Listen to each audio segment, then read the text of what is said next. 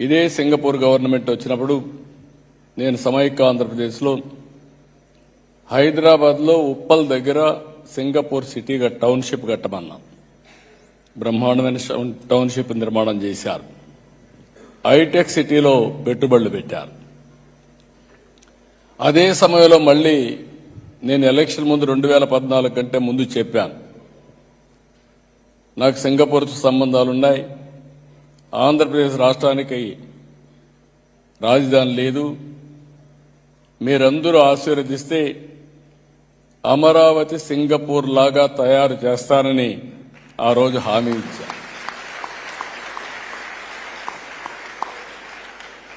ఆ తర్వాత మీరు చూస్తే నేను నేరుగా సింగపూర్కు వచ్చాను.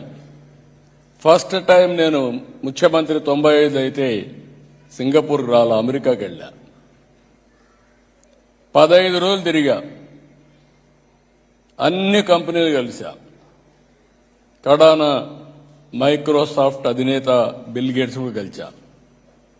మొత్తం తిరిగి ఐటీ కంపెనీల్ని ఇండియాకి తేవడానికి, ఆంధ్రప్రదేశ్ తేవడానికి ఆ రోజు కృషి చేశా.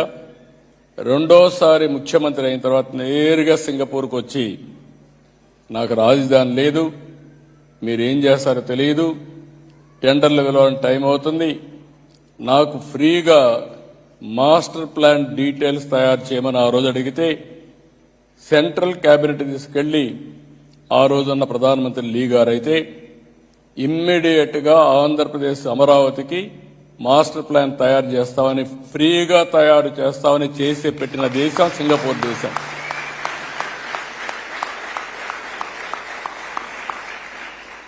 బెస్ట్ ప్రాజెక్ట్ తయారు చేశారు. అక్కడి నుంచి చాలా దేశాల్లో వీళ్ళు టౌన్షిప్లు కూడా కట్టారు, ఇండస్ట్రియల్ టౌన్షిప్లు కట్టారు, ఎకనామిక్ యాక్టివిటీ చేశారు, చాలా చేశారు.